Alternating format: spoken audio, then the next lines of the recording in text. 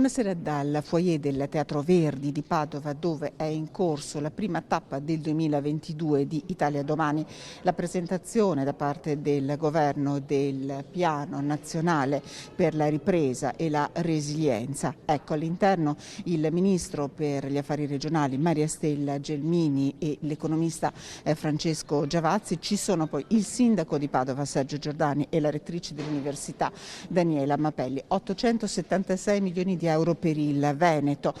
A Padova saranno potenziate le linee del tram, sarà completamente rivisitata la stazione ferroviaria con l'arrivo dell'alta velocità e poi il focus sul quartiere Arcella, su cui ha puntato l'attenzione anche il sindaco della città di Padova. Una presentazione che è un dialogo con i cittadini, perché il piano si sta costruendo man mano e andrà da oggi fino al 2026. Questa è la prima tappa in Veneto, ma probabilmente questo progetto del governo tornerà in regione. A margine dell'incontro anche l'incontro tra il sindaco di Treviso, presidente di ANCI Veneto Mario Conte, e il ministro Gelmini.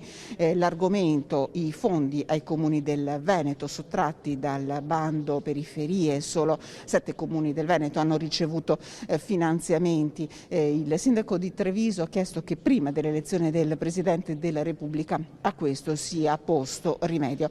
Nota a margine: al di fuori del Teatro Verdi una minima contestazione da parte dei lavoratori di ADL Cobas, che hanno contestato questo piano dicendo non è un piano per i poveri, per i cittadini, è un piano per i ricchi. Ecco, se non ci sono altre domande da studio restituisco la linea.